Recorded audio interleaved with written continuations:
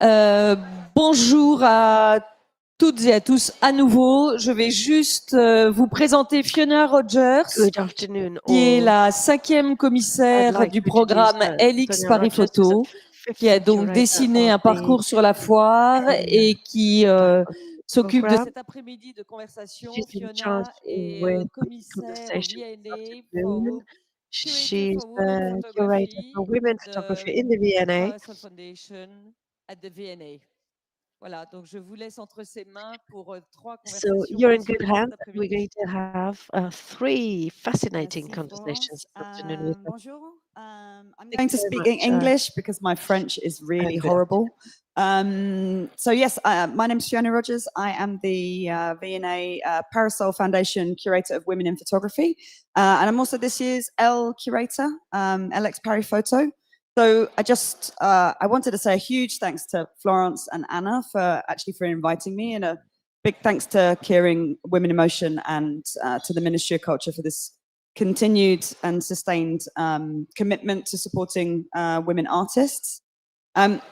Absolutely delighted to have this opportunity to host these talks this afternoon. We're going to have this one now about collage practice, and then we have another one at 3:30 called Acts of Resistance with 3 amazing artists, Hoda Afshar, Yelena Yemchuk, and Miriam Balous.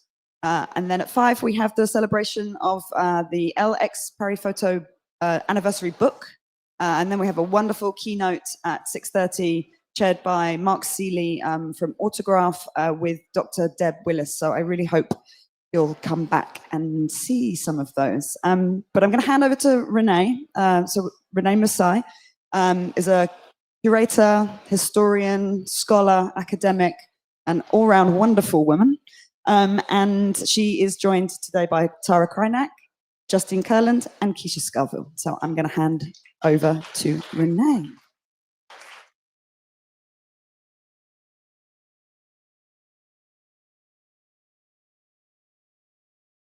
Thank you.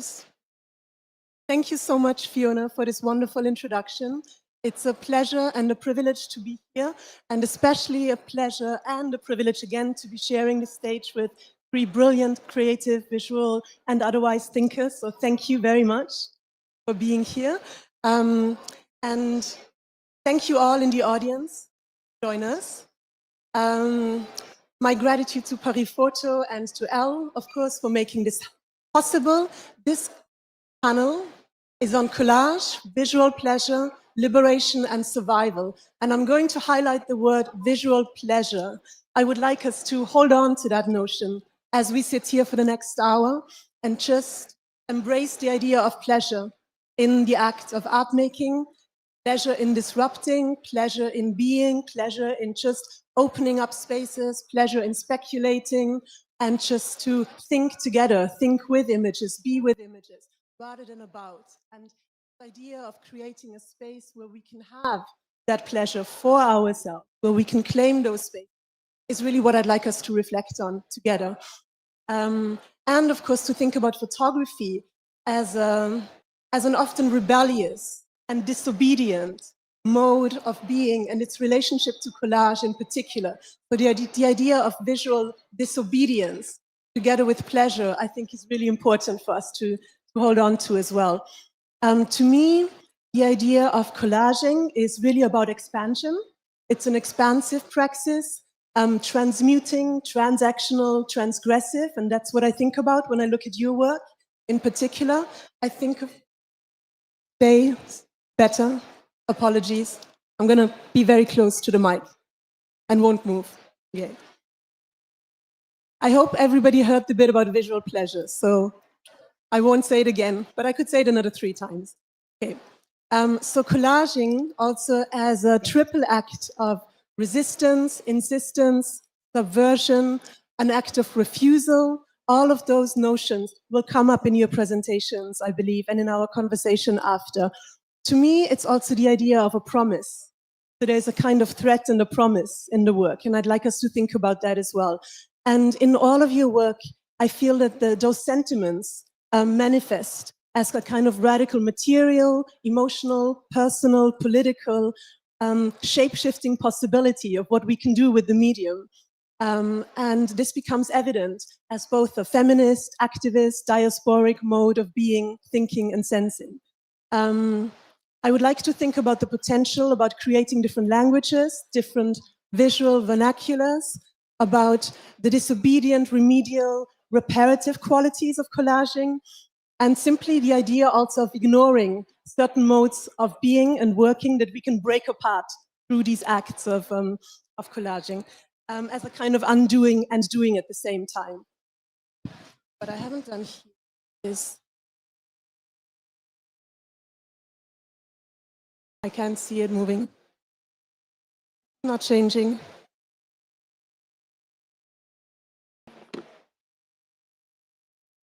So, we're going to begin with your work, Tarrah. It's a pleasure to be speaking with you. You currently have a solo exhibition at House Mussai in Amsterdam. Congratulations on that. I would like to say that I've had the great pleasure of first encountering your work at the Krajnak Photography Awards a year ago. And I was so incredibly touched by the extraordinary, exquisite artist book that you produced, El Jardin. And Thank you. Yeah, it stayed with me, and I was just unbelievably changed, really, by the profound mediation on belonging and home, and the way that you brought these archival and personal modes together. So thank you so much for doing that. I'll hand over to you, and of course, your biography is on the website, so I won't do those kinds of introductions. Thank you, Tarrah. Thank you, Renee, for that beautiful introduction, and thank you to Fiona and Keisha and Justine for sharing space. Thank you so much. I'm going to move to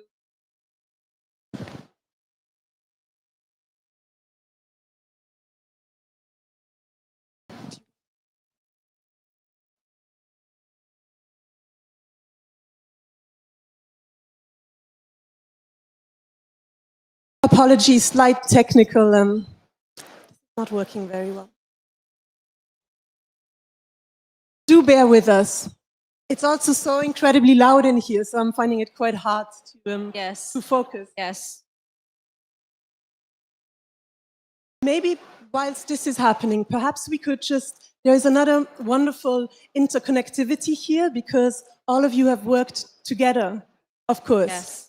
And maybe whilst this is being sorted, we could talk about the way that your work has been brought together through collaboration, through curatorial work. Justine, you curated a fabulous exhibition called The Rose that brought both of their work together. Would you perhaps say a few words on that whilst we... Yes. Slight change of plan. Yeah. No, thank you, Renee, for that amazing introduction. I feel really excited to be on this panel because in July, I curated a show with both Tarrah and Keisha, which I'm actually going to talk about a little bit in my presentation. But this idea of survival and visual pleasure and liberation is so inspiring, and it opens up space, and it allows photography to continue.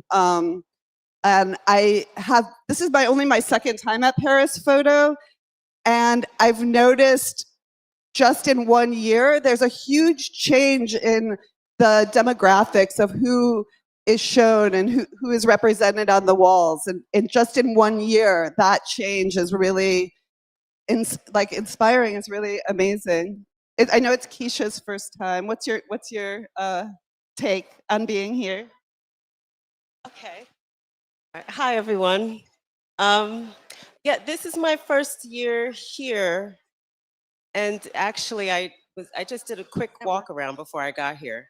But I wanted to kind of come back to the show and just talk about the show that you curated, titled "The Rose," and it was just a beautiful. It was a beautiful experience in terms of sharing space with a variety of generations of artists who are all thinking about ways in which to kind of push against how the body, how our existence is being represented, and opening up new spaces in that, and thinking about collage not just as an act of cutting and pasting, but an act of liberating the image. So there was something about that that I found really beautiful in terms of being in that space. Like it gave me a new way to think about my work. So, and then to be in conversation, direct dialogue with all of these amazing women at the show and to actually come together and meet everyone was really amazing. I believe the slides, are they working now? Okay. I'm jumping right in because I see collage as really closely related to the strategies that I use across my practice. So what I've done is I've chosen recent work across multiple bodies of work in which I'm using my body both in front of the camera and behind the camera. And in these works, I use reenactments and rephotography. And these acts lead to a kind of rewriting of the historical canon.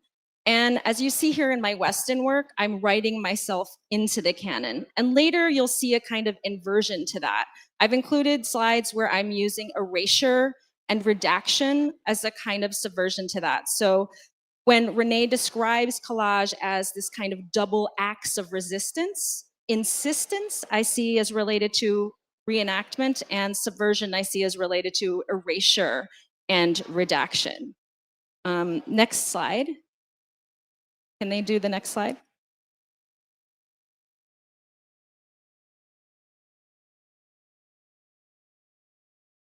Next slide, please. Thank you. Okay. So this is a performance I did called 1979 Contact Negatives. And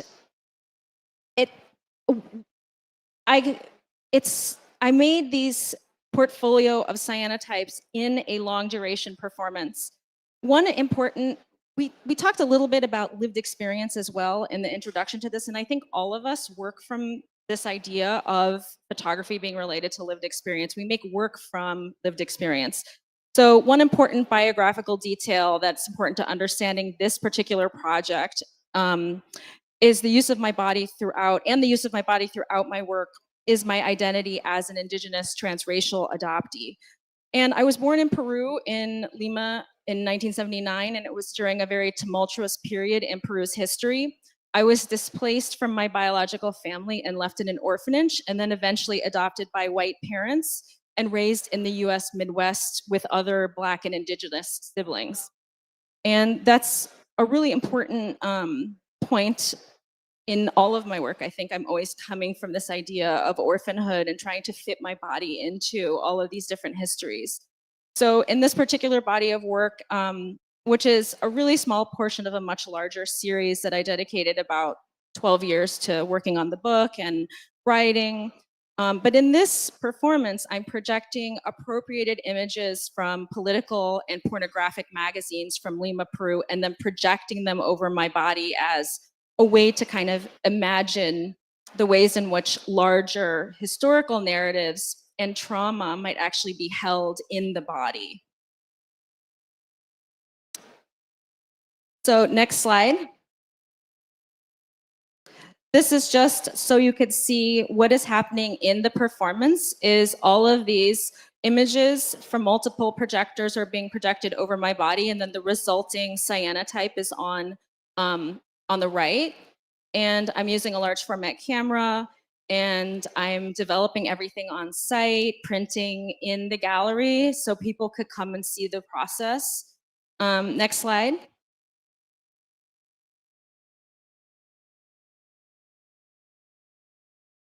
Thank you. So my early life circumstances, I think, represent generations of socioeconomic inequality, corruption, and instability, not just in Peru, but across the Americas. I think this body of work is really about the ongoing legacy of colonial power structures that erase, exterminate, and appropriate indigenous bodies and culture. Next slide.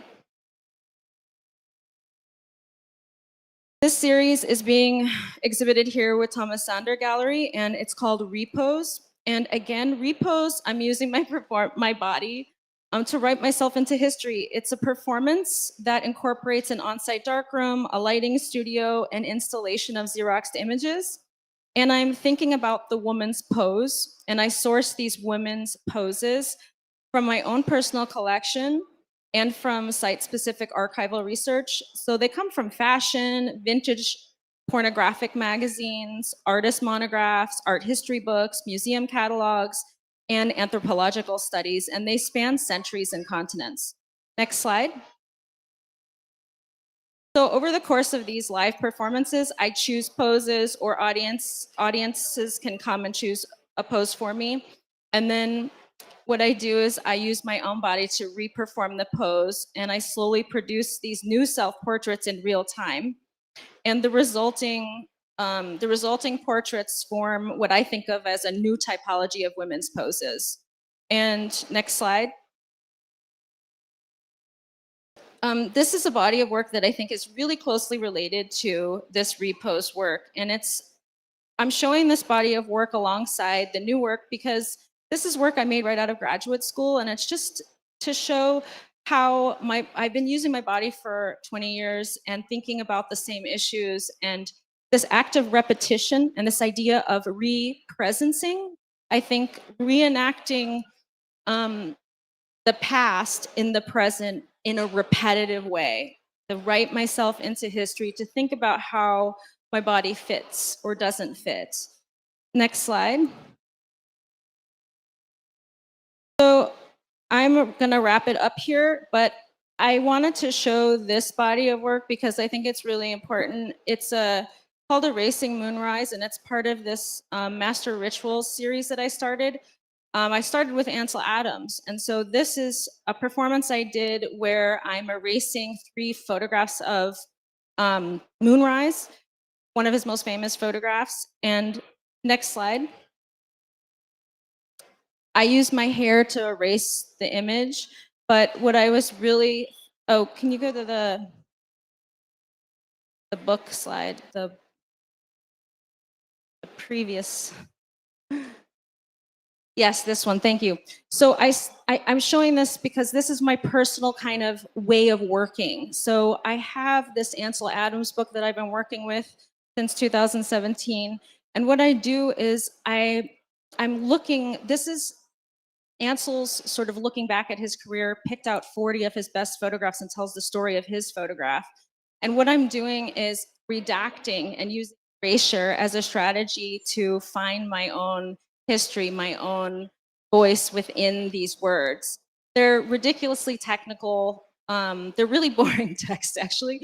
But what I'm trying to do is find the poetic language in that technical language.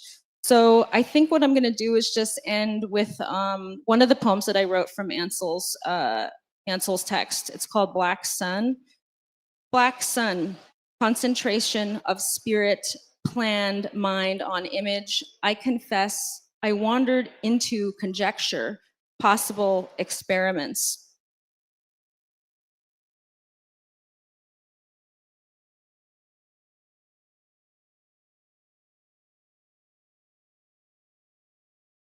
Things were.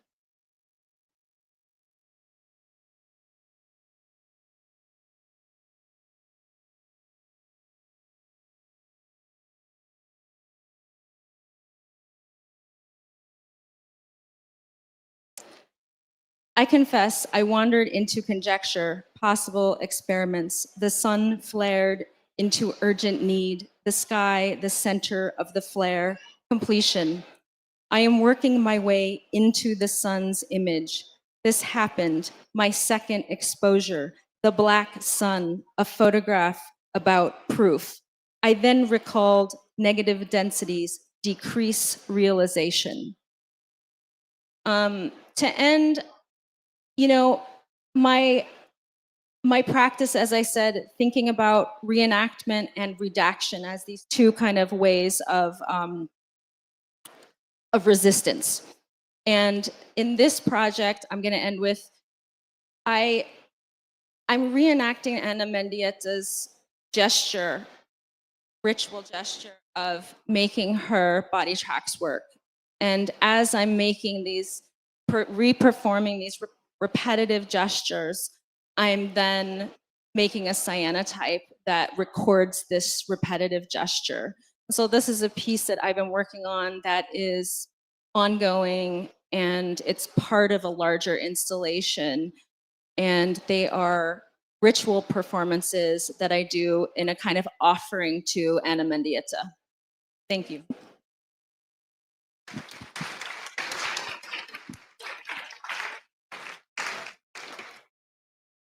Thank you so much, Tarrah, for this.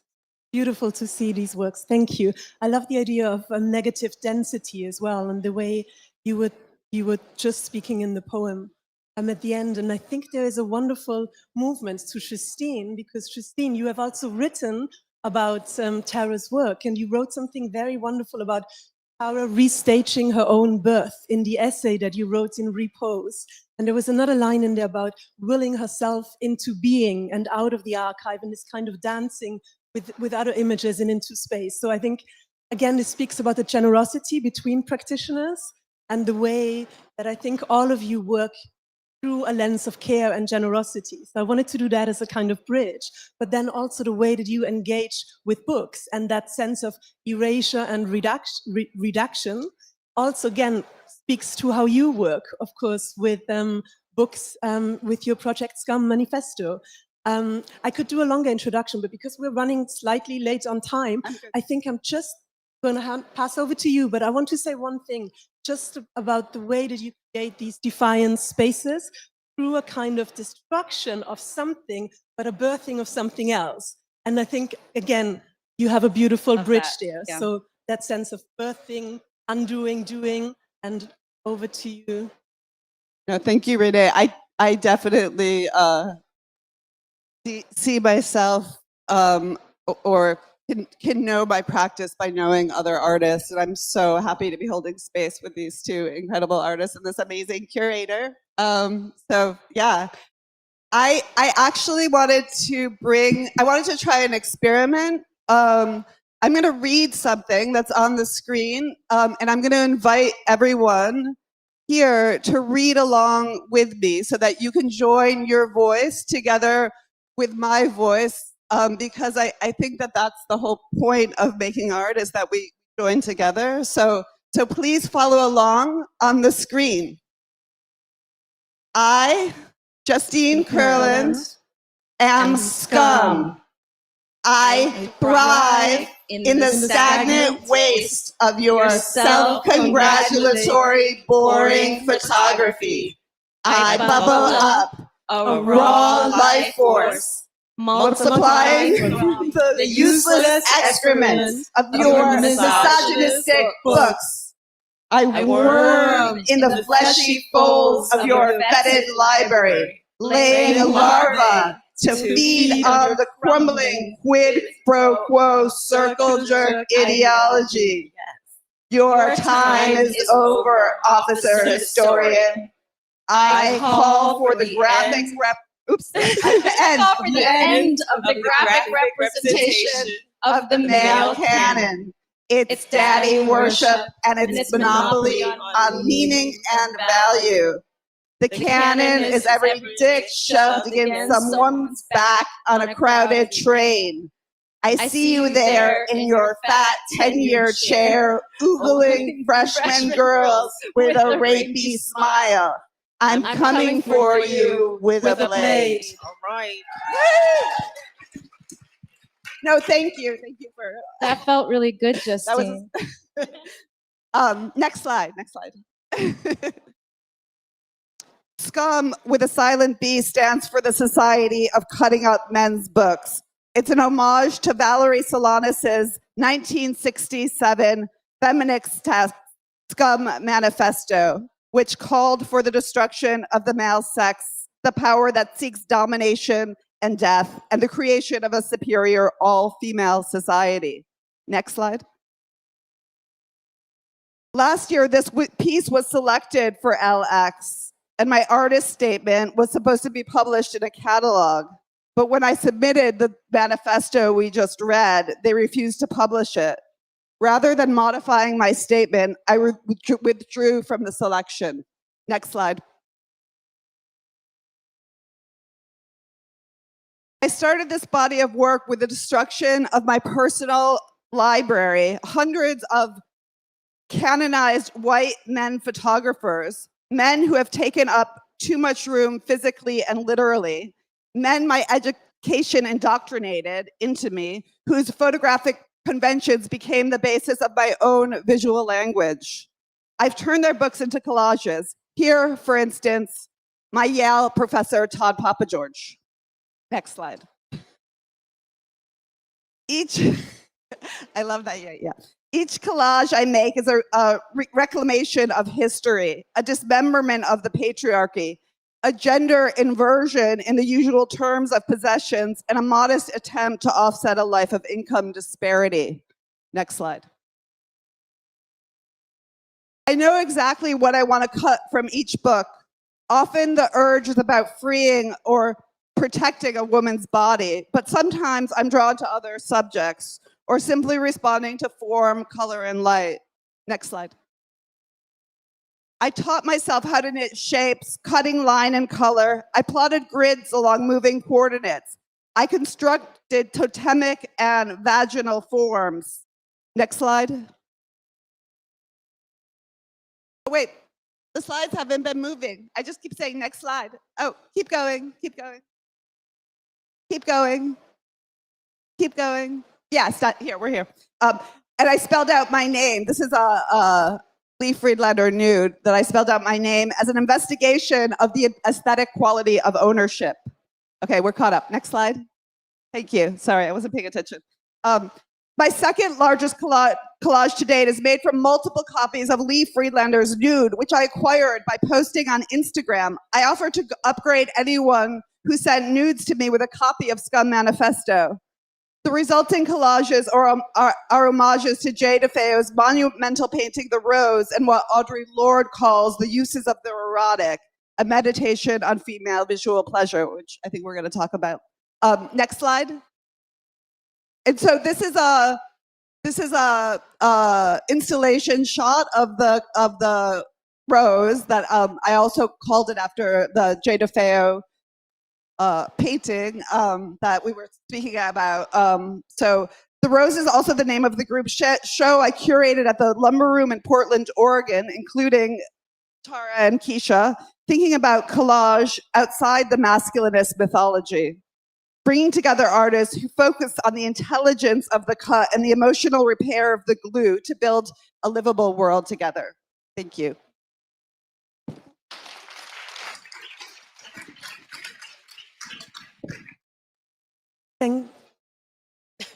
Thank you, Justine. We're gonna get, thank you. Wonderful. Thank you for this. And thank you also for the collective bringing us all together with the voicing of, I was going to say that wonderful threat and promise is one of the best lines on the cover of a book that I've seen, that I'm coming for you with a blade. Yeah, that's just a brilliant opening. Speaking about books, Keisha Scarville's new artist book is part of the selection for the Aperture Paris Photo. And collaging it upside down, creating new imagery.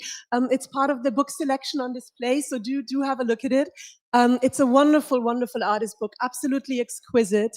I love how it brings the kind of like hybrid, creolized core of your practice together. You know, very rarely to me, an artist book object looks like the artist practice and really embodies that. So huge congratulations on that, Keisha. It was a real pleasure to be encountering that book there and spending so much time with it. I wanted to say something about and actually quote you briefly. You speak so beautifully about the elusive body and that sense of latency in your practice. And I wonder whether maybe we can bring that out a little bit in your presentation as well. And the way that in your passport photos, there's a real kind of sense of amplification, transmutation, elevation, and that wonderful sense of metamorphosis that happens in collaging. So I think your work really, truly embodies that, just in a very exquisite way. So over to you, Keisha. Pleasure to Thank you. Thank you so much, Renee. I'm just having a really happy moment right now, sharing this stage with you guys. And thank you both for really beautiful presentations. So the way in which I engage collage, or the way in which I first engaged collage was through and my father's first passport photo. And this was an image I took of my dad. My parents immigrated to the States in 1967, 1968. My dad first came here in 1967. And back in about 2012, I was doing a project where I was interviewing both my parents because it was almost coming up on 50 years being in America. And I was photographing my father and doing interviews in preparation for this project. And while he and I were talking, he mentioned to me that he no longer saw himself as Guyanese. My family immigrated here from Guyana, South America. And he said to me that he no longer saw himself as Guyanese, he saw himself as an American. And that for me was a really fascinating declaration. And it started this conversation within me in terms of like, what does it mean to become American? Like, what does that even look like? And is it possible? Next slide. So I kind of shifted a little bit, and my dad gifted me his very first passport photo when he was 16 years old. And I wanted to use the passport photo to kind of speak to the multiplicity of all these ideas of what is it, like that idea of becoming that is born of movement from one place to another.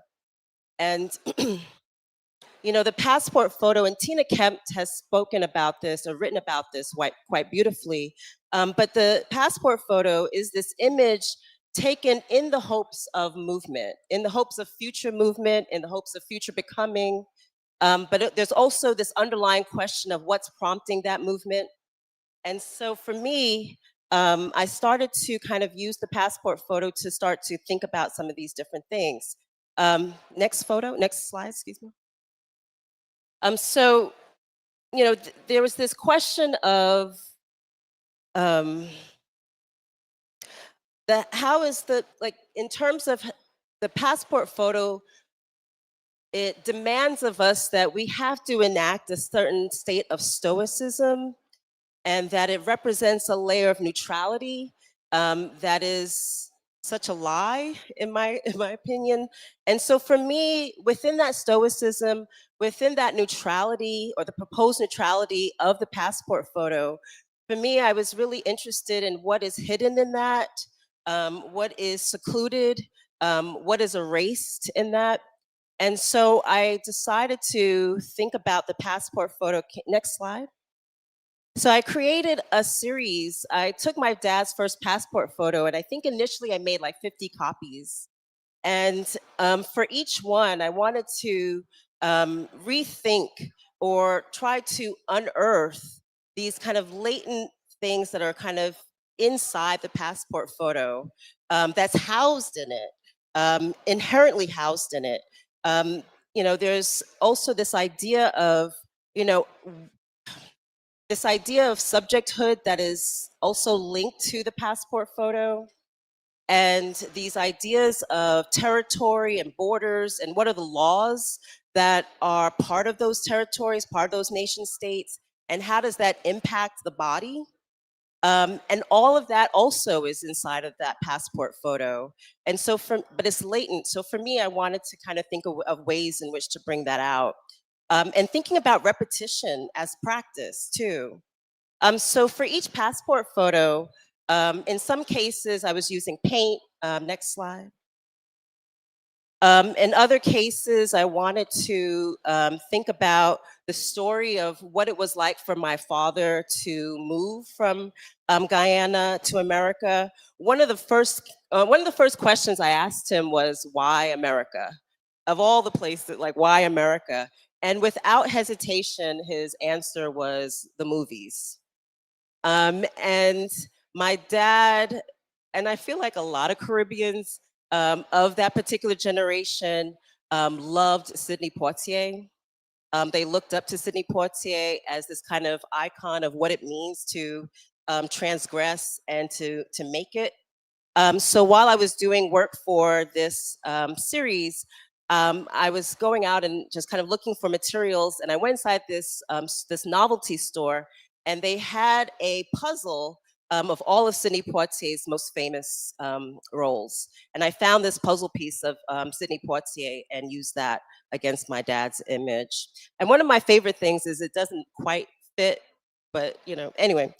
So the next slide. So in some cases, I'm using hair and beads. Next slide. In other cases, even thinking about alternate spatialities and alternate ways of becoming or alternate futures. In some cases, I'm thinking about, you know, what would an alternate future look like for my father? So in this particular case, I was kind of imagining like what it would have been like if he had become a sea creature, a sea god. Next slide. But also thinking about the social, economic histories that are embedded in the slide, embedded into the passport as well. So thinking about what is the effects of slavery as also kind of this component of, you know, again, movement, and where does that movement, what prompts that movement, and is that movement given do you have a choice in that movement? Next slide. My dad is a superhero. Next slide. And the other aspect of it, you know, my dad came to the States in 1967, and this is at the height of the civil rights movement within America. And so there's this idea of again, the histories that you carry, but also what is it like to be embedded, and like what does it mean to carry these histories and now become embedded and become a Black man or seen as a Black man in America. So this image I found from, it's a famous image of John Carlos and Tommy Smith that the 1968 Mexico Olympics, when they did this incredibly transgressive gesture of just holding their fists in the air as a sign of Black power. So I wanted to use that against my dad's image as well. Next slide. And there's also this idea of the marriage between you know, my identity and my dad's, and the implications of him coming to America and how that's informed my my connection, my ideas around America, and also my link back to Guyana. And so in some of the images, there's a marriage between my identity and my dad's, and there's there's an aspect of gender bending in that as well. Next slide. So you know, there's thinking about collage. You know, collage, I think inherently, there's something inherently disruptive to collage, and collage creates these states where you can reform, create narratives, reconfigure. So in some cases, I'm creating narratives of my dad's experience coming to America. Next slide. And in other states, I'm kind of creating new introductions of his body through collage. Next slide. Next slide. Next slide. My parents were also huge supporters of Marcus Garvey, and Marcus Garvey, who spearheaded the Pan-Africanist movement, and also being part of the Black Star line. I grew up with a huge poster of Marcus Garvey in my apartment. I thought Marcus Garvey was one of my relatives before I knew who Marcus Garvey was. So I wanted to bring, that the colors of the red, black, and green, and also the star, the Black Star, to the passport photo as well. Next slide. Next slide. And so with this series, and it's now become part of like my daily practice, this the passports or the number of repetitions have ballooned to close to 300. So every day I'm kind of thinking of this. I keep coming back to this idea of becoming, and what does that look like? And a lot of it is informed by conversations with my father. So the series itself is now becoming this long-term conversation of what is the immigrant experience, and more specifically the Afro-Caribbean immigrant experience. Next slide. So in my new book, I'm thinking about collage a little bit differently in the new book. Next slide. And I'm thinking about how can collage disrupt existing ideas around temporality and existing ideas around timeline. And I do, personally, I do think that there is something inherently oppressive about how time is taught to us. In the new book, I'm thinking about ways in which collage can open up a new timeline where the ancestral time and my existing time are kind of married together. Next slide. So here's an image of my grandmother's eye against an image of Big Daddy Kane. And just kind of wanting those two experiences, my lived experiences, to be part of the same image. That's it. That's last. I think that's last. Thank you. you.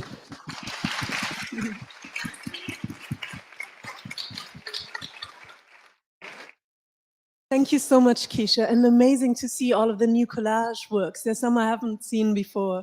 They're so exquisite. Can't wait to see them come together in a book. So, yes.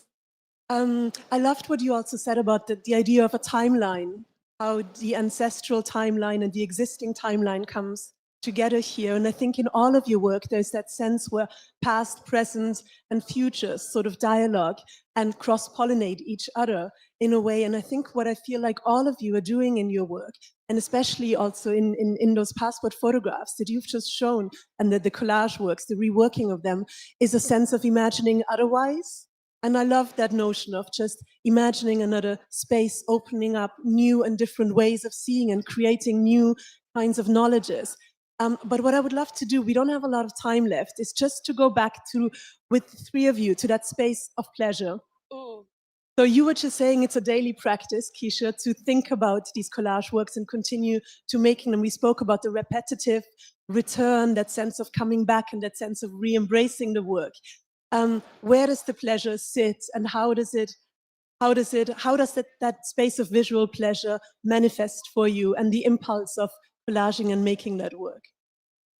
And also the liberatory, there's something very liberating in that. It's a call for freedom to me. All of it is an embracing of freedom. And I would love for all of you to just briefly speak to the idea of freedom, pleasure, and survival, even if just a couple of words of a stream of consciousness, if we can. Going first? Okay. So yeah, it is part of a daily practice, and I think that I think the pleasure comes from pushing back against erasure. I think that's where the pleasure comes for me, and there's an amplifying, wanting to amplify narratives that I didn't see or experience when I was growing up, or even in my own education in terms of photography, being taught photography. So there is something, I think, in terms of my own pleasure, but also wanting to kind of bring that pleasure and that sense of beauty to the work that I do. And I think it becomes this thing of like a resistance of erasure is what comes up for me. I was just gonna say that I don't think there can be pleasure without pain. I think they're similar. I think there's pleasure, visual pleasure, in the in the making of a print for me, in the actual, I see that in your work as well, and in your work, the pleasure of making a print for me is in the dark room, the ritual of it, the alchemy of it, being in the dark room, teaching students then how to print is a magical, pleasurable experience. But I would say that the making of my work also involves engaging with pain and difficulty and trauma and thinking about how do you make work from that stuff? How do you engage with it in a way that is ethical and that is not harmful to oneself? So I think there's a double kind of, I mean, you're asking about pleasure, but it's also about pain. Absolutely. So And is there a liberatory sense to it? Because the pleasure, the survival, and the Yes. liberation Yeah. are very much connected. Because Yeah. working through trauma or Yeah. ancestral trauma, Yeah. there's a sense of liberation and Yes. survival that makes it Yes. necessary to Yeah. create a space. yeah. I was thinking about these questions before we came here today because, I knew this was the theme. And I was thinking about liberation in particular, and this is maybe to your point, Tarrah, too, this kind of how difficult it is to be free. So like we're about to have a US election, and I'm thinking about how 53% of white women vote for Trump, right? He's about to go up again. So it's this question of how for white women do not want to rock the boat, or how they soldier up, or this thing about indoctrination that is actually against their interest, is against is not. So it's these interesting contradictions of how, and I mean there's that Baldwin quote about freedom, but it is so difficult, it's so painful to have pleasure, to have freedom, to make a better world. It is against comfort in a way. It's uncomfortable. So there's something really important, I think, about that. And yeah. But do you think that the very act of collaging is also, there's a space actually where that sense of making, that sense of touching, where one feels that you can actually create a different sense of equity or justice through that, that daily struggle for freedom in a way? I feel like there is a... Yeah, no, for sure. I was thinking especially with, I spent a lot of time with Friedlander's nudes, and this question of whether or not there was a way to queer this male gaze, or a way of thinking about being able to picture women's bodies without objectifying or exploiting the women's bodies, and how could it be self-pleasuring, So Carla Williams wrote this amazing essay in the Deb Willis Picturing Us book about this 1950s pornographic daguerreotype where the woman is pleasuring herself, and she writes about it as an act of empowerment, because how many pictures of Black women are shown where they are the makers of their own pleasure, even if it's staged? Just to imagine that is really already something. Yeah, and to reclaim it as an actual action. Because that's the other thing, that sense of action and the affirmative acts. And that's what I see I mean, in my work, I'm often using the cable release. And I think I use it so often because it's a symbol of power. I feel like it's just taking control and having that power. I think that's really related, yeah. Want to add anything, Keisha? Otherwise, I think I'm going to open to the floor, but happy to... No? Yeah, shall we take some questions? Okay, we've got probably about 5 to 10 minutes left, Fiona? Okay, are there any questions? Yes. Would you mind just briefly saying your name and keeping the question brief, please? Thank you.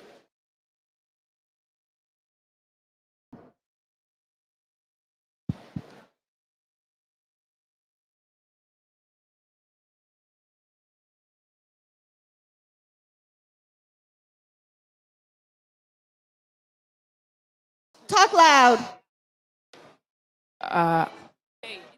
Anne Sheldon. Charlton. I have a question. Actually, all your presentations are wonderful, so thank you so much. Particularly, I have a question for Justine about the legacy of Valerie Solanas, who obviously, we're just talking a moment ago about the trauma of collective histories and feminisms, and of course Valerie died a pauper, and her work had a particularly militant edge, which you've picked up on in your book. And I wondered if you could just talk about that legacy and how you feel the book engages with it, and about her as a figure now for you, and maybe the meaning of that. Well, thank you. I don't know if you guys know who Valerie Solanas is, but she was the very first radical feminist text. Scum Manifesto is a satire, and probably Valerie Solanas is most famous actually for shooting Andy Warhol. But she didn't shoot Andy Warhol because he was a man. She shot him because he stole the typescript of a play called Up Your Ass. And it's, you know, it's Valerie was very traumatized. Like the world made her psychotic. She was hospitalized when and her uterus was cut out of her. She was raped by her father. Her children were taken away from. I mean, it's mind-boggling what she went through, and I think that most. I don't know. I find it very inspiring that she took. It's kind of what Tarrah is talking about. She took all of that trauma in her body and she pushed it outward with. There's a lot of anger there, you know. And so I think about anger, and I wanted to be angry at all those books that I'd like, you know, were like oppressing me somehow. Like sometimes I walk through Paris Photo and I look at some of the booths and I feel really oppressed by what I see. And I want to cut up that work, but actually there's something transformative about making, where actually the surprise of that work was the pleasure again of wanting to make something beautiful, because that's, I think, a really human impulse to want to see it and look at things that are beautiful. But yeah, thank you. Any other questions in the audience? No hands? No questions? Okay. There's one last thing I would love to talk to you. I have one more if there's time. Yes, if it is about collaging and specifically about the work, then yes, we can take it, I think. I was going to ask about the reaction of the artists whose books you've cut up. Have you had any interesting reactions to this act of collage? Let's chat afterwards, because I want to hold some space for Tarrah and Keisha.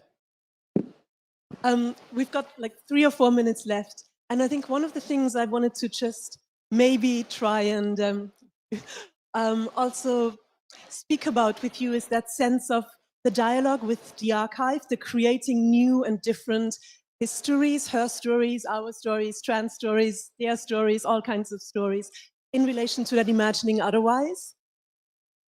Keisha, would you say something towards that? You know, that sense of transforming value as well? I think there was in all of your presentations something around value and transformation, crystallized really exquisitely. Well, I mean, in thinking about archive, I think that there's something, there's inherent latency in archive. I think that there's what the image shows you in the moment, and then there's what's revealed years later or in the future. So I think that I think archive shows you different things at different times. So for me, when thinking about transforming and thinking about my dad's passport photo, for me, I'll be honest, like I think that what I'm doing is just showing what's inherently there. That was there the moment my dad took that picture at 16 years old. You know what I mean? So I think that that's, like for me, like when I think about archive and thinking about this idea of transformation, and sometimes I wonder, is it about transformation or is it just about revealing what's always been there? You know what I mean? Because it's also you meeting your father's archive photograph in the present with your embodied lived experience. And similarly, Tarrah, with your work, the way you meet those poses and repost them and hold them in your body. Yes, I think of my work as building a future archive of belonging. And that's what's hopeful about my work. It's building a future of belonging. I love that future of belonging. Justine, would you like to add anything, or should we go back to that question to finish if you want? I'm going to talk to Anne later. We're going to have a little date. Okay, but you know what you could say, though, in response to that? There's something about generosity, which is kind of where we began this conversation, around through the prism of generosity. And I think you all work through that notion of care and generosity. And I think you offered the collages back to some of the men whose work you've cut up. It's true. So there's something interesting, actually, that brings this question back to a closing point, in a way, around generosity. Yeah. Well, you know, offering it to the men is like an olive branch, you know, because it is the way that we move forward, is to make space for each other. Otherwise, photography is in a mausoleum, and that doesn't do anything for anyone. No one wants to visit dead photographs. So it is about imagining the future. Yeah. Because you're breathing life into them. That's actually what you're all doing. You're creating space for breath and breathing life into, and that's that sense of remediality as well, which is, you know, imagining another future, as you said, an archive of belonging in the future, of futurity. And I think it allows that sense of imagining otherwise and seeing differently. And I love Keisha. No, I mean, I was just thinking that, I mean, coming back to this, like breathing life, and I think this idea of visual pleasure, I think that it's all kind of tied together in terms of like, how do you affirm that you're here and that you exist and that we're creating and making something that the future can hold. You know what I mean? I think is what is at the core of pleasure, is affirming your existence. Lovely. We are at the end of our session. All I can do is thank you so much for your brilliance, the gift of your work and your mind, visually and otherwise. I'm so grateful, and it's been a real pleasure and privilege to share this space with you. And thank you. Thank you. Thank you. Thank you. Thank you, Fiona and audience. I just wanted to say Tarrah's new work is on display at Thomas Zander Gallery, and Keisha has her book signing tomorrow. Yeah, tomorrow at 2 p.m. at Mac Books. And Justine has one today at 4:30. Is that off print? No, Mac, of course. So thank you all very much for coming, and thank you, Renée, for pointing out this idea about lived experience, because that's exactly what the LX Prairie Photo Selection is looking at this year. I failed to say that at the beginning of the talk, but that's what it's about. Oh yes, and I'm sorry about the little glitchy issues. Thank you very much. Thank you, all of you. Thank you for your wonderful work. Thank you, Renée.